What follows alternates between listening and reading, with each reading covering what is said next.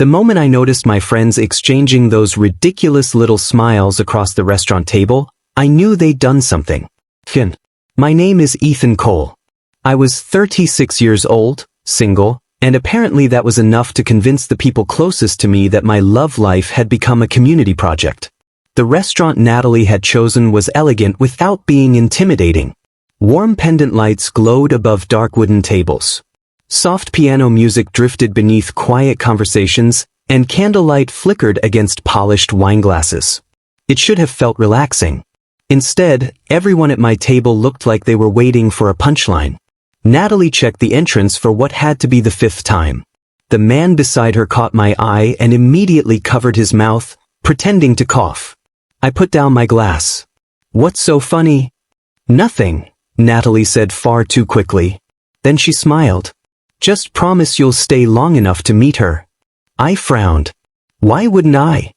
Nobody answered. That silence bothered me. I'd survived enough terrible blind dates arranged by these people to recognize when they were hiding something. But this felt different.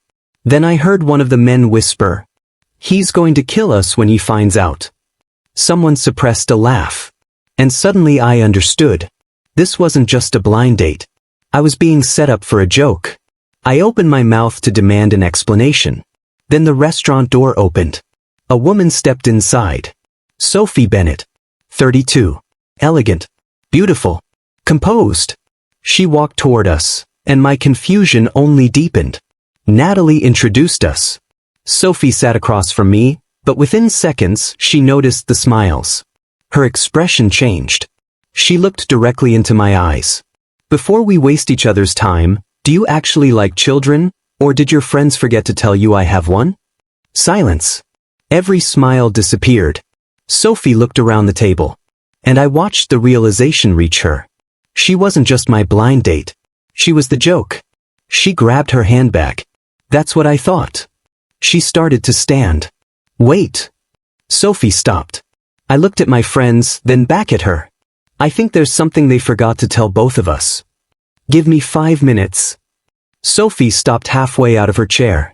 Her handbag was already over one shoulder, and the humiliation on her face was impossible to miss, even though she was doing everything she could to hide it. She looked at me carefully. "Why?"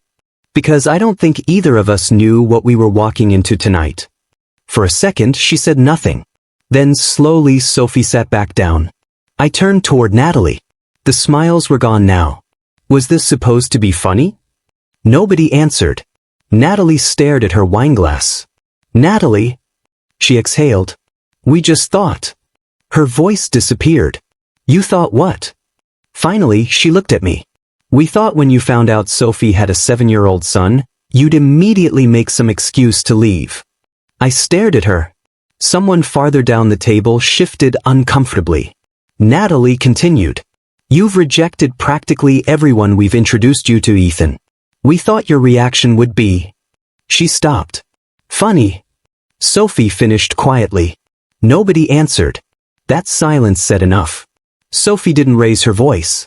She didn't insult anyone. Instead, she asked the simplest question at the table. Why didn't anyone ask him whether dating a woman with a child was actually a problem? Nothing. Not one person had an answer. And somehow her calmness made the whole thing feel worse. Sophie looked at me. "You don't owe me dinner because they embarrassed us." I shook my head. "And you don't owe me an early exit because they did." Something changed in her expression. Only slightly. But I noticed. 3 years earlier, I'd been engaged. There had been no affair. No screaming match. No dramatic betrayal. We simply stopped wanting the same future. Afterward, I learned how easy it was to build a life around avoiding disappointment. Work became convenient. Electrical projects. Emergency calls. Late nights. Then home. Dinner alone. Repeat. My friends called me picky. Maybe I was. But the truth was simpler. Being alone had become predictable. And predictable felt safe. Had I ever imagined dating a woman with a child? But there was a difference between never considering something and deciding it was automatically beneath you. I looked at Sophie. "So, tell me about him." She blinked. "Who?" "Your son." For the first time, a genuine smile appeared. Liam. She settled back into her chair. He's 7, and he's currently convinced he's going to become an astronaut. I smiled. Currently. Last month he wanted to be a paleontologist. I'm trying not to interfere with the career transition. I laughed. So did she. And just like that, the tension loosened. Sophie told me she worked at a children's library. She loved books, especially old ones, and Liam spent so much time there that half the staff treated him like an employee. But what caught my attention wasn't what she said. It was what happened to her when she said his name. Her entire face softened. There was pride there. The kind that didn't need explaining. Everyone at the table had treated Liam like unfortunate information I needed to discover. Sophie talked about him like he was the best part of her life. That difference stayed with me. Then her smile slowly faded. There's something you should know before we continue. I waited. My son doesn't need someone who can tolerate him. The restaurant suddenly seemed quieter. Sophie held my gaze. I've met men who liked me right up until they realized Liam wasn't going anywhere. She paused. And I've met others who said they were fine with him, but you could tell they were hoping eventually there'd be a version of the relationship where he somehow mattered less. Her fingers tightened slightly around her glass. I won't do that to him. There wasn't anger in her voice. There was experience. If being with me means secretly wishing Liam wasn't part of my life, I'd rather know tonight. For several seconds, I didn't answer. Not because I wanted to leave. Because I finally understood what everyone at that table had gotten wrong. They thought Sophie was waiting to find out whether I'd accept her circumstances. She wasn't. She was deciding whether I deserved access to them. I leaned forward. Then maybe you should give me the chance to decide who you are before everyone else decides for me. Sophie stared at me. And for the first time that evening, the guarded look in her eyes disappeared. Not completely. Just enough. Then she slowly placed her handbag back beside her chair. All right, she said. A small smile touched her lips. 5 minutes. I smiled back. But neither of us knew yet that those 5 minutes were about to become an entire evening. And before dinner was over, I would discover that my friends hadn't simply forgotten to tell me Sophie had a son. They had forgotten to tell me almost everything that actually mattered about her. 5 minutes became 20. Then 40. Somewhere between the appetizers arriving and Natalie finally realizing she should stop trying to manage the evening, the awkwardness around the table began to dissolve. Not completely, but enough. Sophie stopped sitting with one hand resting near her handbag. Her shoulders relaxed. The guarded expression she'd worn when she first sat down softened into something easier, more natural. And once everyone else stopped treating her like a situation that needed explaining, I finally got the chance to hear her talk about herself. She told me about the children's library where she worked. Not in the polished way people describe their jobs on first dates. She talked about the ridiculous parts. The noisy parts. The parts that clearly made her happy. There's one little boy who comes in every Wednesday, she said, smiling. Last week he asked me where we keep the dinosaur section. I laughed. You mean books about dinosaurs? No. Actual dinosaurs. I stared at her. Sophie nodded solemnly. He was very disappointed when I explained the building regulations. That made me laugh harder than it probably should have. She smiled. And for the first time that evening, it felt like we were actually on a date. Not a setup. Not a social experiment. Just two people talking. Then Liam came up again. Apparently his obsession with space had become serious. How old is he? I asked. 7. When is he going to space? Sophie took a sip of water. Apparently when he's 9. I nodded as though considering an engineering schedule. Reasonable. Gives him 2 years to prepare. Sophie laughed. Really laughed. The kind that made her look away for a second because she was trying to compose herself. Across the table, Natalie watched us with an expression I couldn't quite read. Relief maybe. Or surprise. Maybe both. A waitress approached to clear a few plates. She looked exhausted. Not dramatically. Just the kind of exhaustion you notice when somebody's smile arrives half a second later than it should. Sophie looked up at her. Thanks, Mia. The waitress blinked. You remembered my name? Sophie smiled. You introduced yourself. Mia gave a tired little laugh. Most people don't. Then she walked away. A few minutes later, an elderly woman at the next table dropped a scarf beside her chair. Before anyone else noticed, Sophie leaned down, picked it up, and handed it back. No fuss. No performance. The woman thanked her. Sophie simply smiled and returned to our conversation. I watched her for a moment. My friends had told me she had a child. They hadn't told me she was funny. They hadn't mentioned how observant she was. How warm. How easily she noticed people everyone else seemed to look through. And that was when the thought finally settled in. Everyone had introduced me to a single mother. Nobody had introduced me to Sophie Bennett. Her phone buzzed against the table. She glanced at the screen. Ignored it. A minute later, it buzzed again. This time her smile disappeared. Not completely. Just enough for me to notice. Everything okay? I asked. Yeah. But she was already picking up the phone. I'll be right back. She stepped outside. I watched her through the restaurant window, one arm folded across herself while she listened. Then Natalie leaned closer.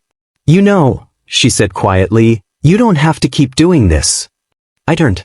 Doing what? She hesitated. Taking on all of that. I looked toward Sophie's empty chair. All of what? Natalie lowered her voice. Her situation. The word irritated me immediately.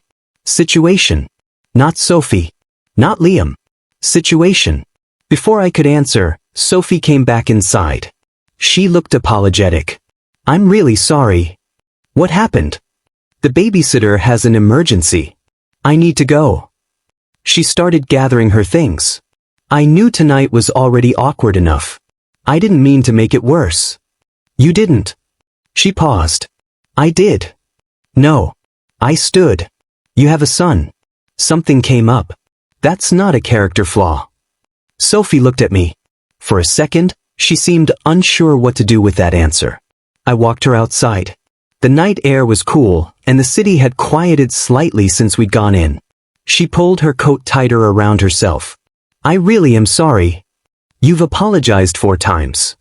Have I? 5 if you do it again. That earned a small smile. Then, before I had time to overthink it, I said the thing that surprised both of us. Can I see you again? Sophie stopped. She looked at me carefully. Not flattered. Not excited. Careful. Like she was testing the weight of the question before deciding whether to trust it. Then she asked, would you still be asking me that if Liam were standing beside me right now?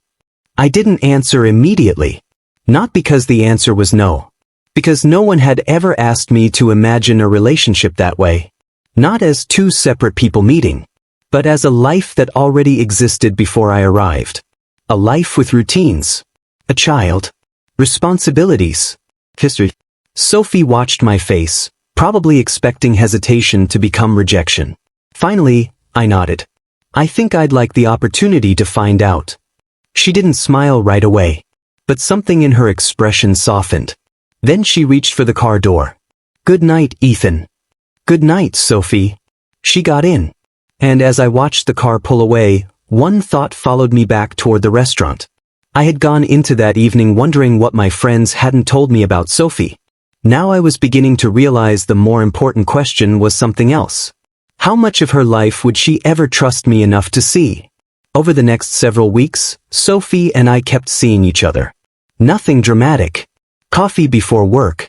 Lunch in quiet places where nobody knew us. Long walks after sunset. Old bookstores where Sophie somehow managed to spend 40 minutes in one aisle and call it, just looking. The more time I spent with her, the less I understood why everyone had tried to reduce her to one sentence. Single mother. As if those 2 words explained everything. They didn't. But there was still one part of her life she kept carefully separate from me. Liam. At first, I didn't question it. Then one evening, while we were walking through a small park near the library, I finally asked, do you not want me to meet him?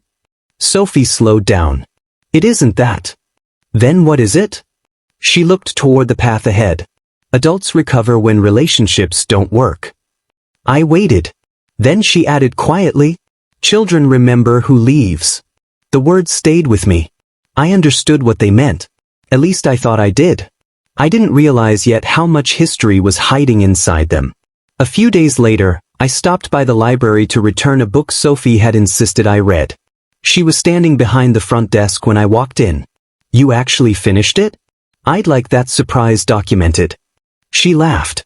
Then, before she could say anything else, a small voice came from behind the shelves. "Mom." Sophie froze. A boy came running toward us. Dark hair. Bright eyes. A backpack hanging crookedly from one shoulder. He stopped when he saw me. Looked at Sophie. Then at me. Then back at Sophie. "Are you the engineer?" Sophie's face turned red. I smiled. "I've apparently been discussed." Liam ignored that completely. "Do you know how rockets work?" I considered the question. Enough to get us both into trouble. His face lit up. That was it. No awkward interrogation. No suspicious staring. Apparently, aerospace knowledge was all I needed to pass the first test. Over the following weeks, Sophie slowly allowed our worlds to overlap. Not all at once. Carefully. Liam and I built a model solar system on the floor of Sophie's living room. He corrected me twice about Jupiter. 3 times about Saturn. And once, very seriously, about Pluto. At the library's children's science afternoon, he dragged me from table to table asking questions faster than I could answer them. Sophie watched from across the room. She smiled. But there was something else in her expression too. Hope. And fear. Because hope had consequences. One Saturday afternoon, Liam came running into the kitchen holding a folded sheet of paper. "This is for you." I opened it. 3 figures stood beneath a huge yellow sun. One was Sophie. One was Liam. The third was me. Across the top, in uneven block letters, he'd written, "My team." I smiled at first. Then I looked again. It stopped feeling like a child's drawing. It felt like trust. I folded it carefully and slipped it into my wallet. Liam watched. "You're keeping it?" "Of course." He nodded as if that was the correct answer. A week later, Sophie and I joined Natalie and the others for dinner. This time, everything felt easier. No strange smiles. No hidden joke. No one waiting to see whether I would leave. At least, that's what I thought. Halfway through dinner, one of the men leaned back in his chair and laughed. Ethan went from avoiding commitment to raising somebody else's kid pretty quickly. The table went silent. Sophie's smile disappeared. Not dramatically. Just enough. The man noticed. "Come on," he said. "I'm joking." I slowly placed my glass on the table. The sound against the wood was quiet. But everyone heard it. "Can I ask you something?" He shrugged. "Sure." "How many times have you met Liam?" He frowned. "Once." "And how many actual conversations have you had with Sophie?" He hesitated. "I don't know. A few." I leaned back. "Then why have you already decided there's something I'm taking on?" Nobody moved. Sophie isn't a burden. Her eyes lifted toward me. Liam isn't baggage. The man's expression changed. "They're people." Silence. I continued. "The only difficult thing about being around them has been realizing how comfortable other people are making them feel unwanted." No one laughed this time. The man looked down at his plate. Natalie said nothing. Sophie didn't speak either. But I could feel her looking at me. Later, outside the restaurant, the night air felt colder than it had when we'd arrived. Sophie folded her arms across herself. "You didn't have to do that." "I know." She looked away. For several seconds, she said nothing. Then her voice softened. "Nobody has ever defended Liam when he wasn't even in the room." Something in the way she said it stopped me. That wasn't gratitude. Not really. It was pain. Old pain. I turned toward her. "Sophie." She took a slow breath. Then she finally looked at me. "There's something about Liam's father I haven't told you." "There's something about Liam's father I haven't told you." Sophie's words followed us into the silence. For a moment, I didn't ask anything. We simply walked. The restaurant lights gradually disappeared behind us as we moved farther down the street. A light breeze pushed through the trees, and the pavement still carried the faint shine of an earlier rain. Sophie kept her arms folded tightly across herself. Finally, she spoke. Liam's father isn't dead. I looked at her. He left. There was no anger in the way she said it. That somehow made it worse. Liam was too.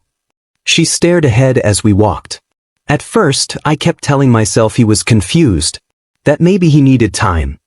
Then came the promises. Birthdays, Christmas, weekends, school events. He'd call and say the same thing. She gave a tired smile. I'll be there. But there was always something. Traffic. A last-minute emergency. Another excuse. Sophie stopped walking. The worst part wasn't explaining it to myself. Her voice became quieter. It was explaining it to Liam. I said nothing. Some silences didn't need filling. When he was 4, he'd sit by the window whenever his father said he was coming. She swallowed. He'd keep asking me what time it was. I could already see where the story was going. One Christmas, he stayed there almost 3 hours. Sophie looked down. His father never came. Something tightened inside my chest. What did you tell Liam? The same thing mothers tell children when they're trying to protect them from a truth they're too young to understand. She looked at me. I said something must have happened. Her eyes glistened beneath the streetlights. But nothing happened, Ethan. The pause. He just didn't come. We started walking again. Eventually Liam stopped waiting by the window. Her voice cracked slightly. Then he stopped asking whether his dad was coming at all. That was the part that hurt her. I could hear it. Not the abandonment itself. The moment her son learned not to expect anything. Sophie wiped quickly beneath one eye. I can survive another man deciding I'm too complicated. I stopped. She did too. But I don't know if Liam can survive someone choosing him and then changing his mind. And suddenly everything made sense. Why she hadn't introduced us immediately. Why she'd asked whether I'd still want another date if Liam had been standing beside her. Why she watched me whenever Liam and I were together. Sophie wasn't protecting herself from heartbreak. She was protecting him. And for the first time, I understood why my hesitation mattered so much. I should probably tell you something too. Sophie looked at me. My engagement didn't end because I stopped loving her. I'd never explained that part to anyone properly. Not even Natalie. We had plans. A house. Marriage. Children. Sunday mornings that were supposed to become soccer games and birthday parties and arguments about whose turn it was to make breakfast. I wanted all of it. Then one day, the woman I planned to marry admitted she didn't anymore. She wanted another city. Another career. A different life. Neither of us had betrayed the other. But somehow that made losing everything we'd planned feel even harder to understand. After she left, I convinced myself I'd made a mistake. Sophie frowned. What mistake? Wanting people that much. Her expression softened. So I built something safer. Routine. No expectations. Nobody close enough that losing them could rearrange my entire life. Sophie looked at me for a long moment. Then she said quietly, "We're afraid of the same thing." I shook my head. Not exactly. She feared someone leaving. I feared giving someone enough of me that leaving would matter. Different wounds. Same scar. Then I remembered something. I reached into my wallet and pulled out the folded piece of paper Liam had given me. Sophie recognized it immediately. "You kept that?" I looked at her. "Of course I did." Her eyes filled. "What?" She stared at the drawing. "There's something you don't know." She carefully opened it. 3 figures. Liam. Sophie. He didn't draw it like this originally. I frowned. "What do you mean?" "It was just Liam and me." She touched the 3rd figure. "He added you later." I looked down at the uneven words above our heads. Suddenly, the drawing felt heavier in my hands. "He asked me if teams were allowed to choose new people," Sophie whispered. I looked at her. "What did you tell him?" "That good teams could." Her voice trembled. "That's why I'm scared, Ethan." I stared at that 3rd figure. For weeks, I'd thought Sophie was deciding whether she trusted me enough to let me into her life. I hadn't understood that Liam had already started doing exactly that. This wasn't simply dating anymore. It wasn't coffee, bookstores, dinner. or helping a 7-year-old build Saturn's rings correctly. A child who had learned not to expect people to stay had made room for me in his picture. And standing beneath those streetlights, I finally understood exactly what staying meant. And exactly what leaving would cost. For the first time, I understood exactly what staying meant. And exactly what leaving would cost. I wish that realization had made everything easier. It didn't. Over the next few days, I became quieter. Not because I wanted to leave Sophie. Not because anything about Liam suddenly felt like too much. The truth was almost the opposite. They had started to matter. More than I'd planned. More than I'd allowed anyone to matter in years.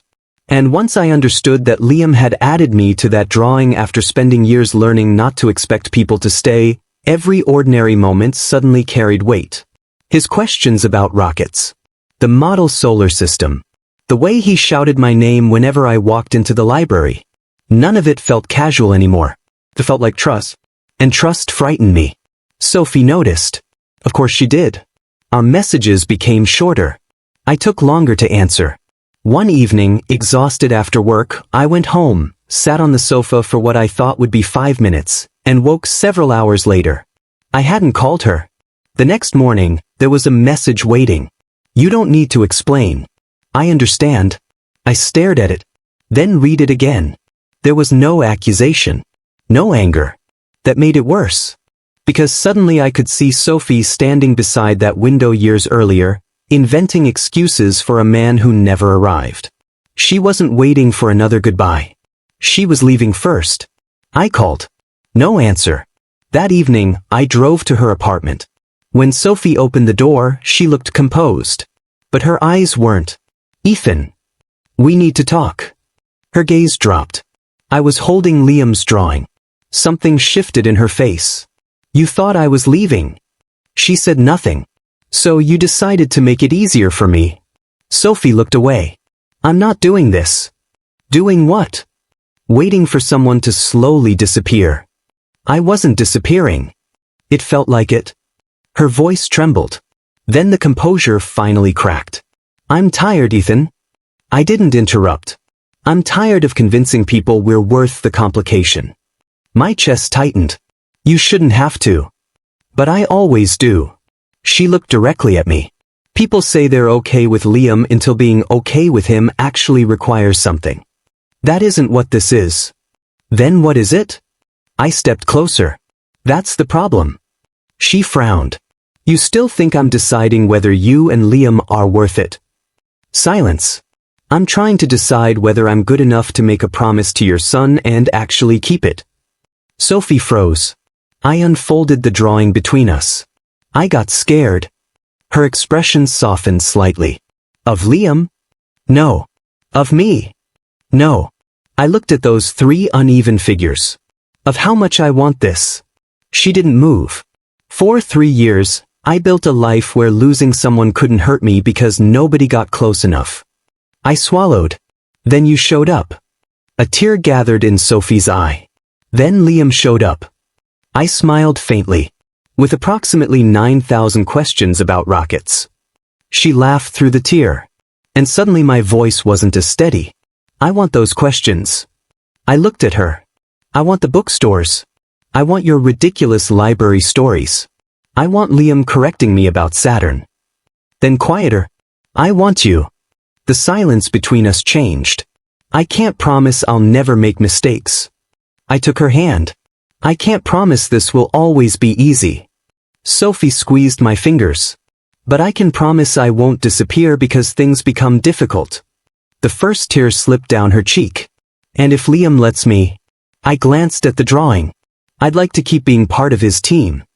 Sophie covered her mouth. Then she stepped forward and wrapped her arms around me. I held her. No speeches. No perfect ending. Just 2 people who had spent years protecting themselves finally admitting there was something worth risking that protection for. When Sophie pulled back, she looked into my eyes. Then she kissed me. Softly. Carefully. A few seconds later, a light clicked on down the hallway. Mom. We separated. Liam stood there in rumpled pajamas, rubbing one eye.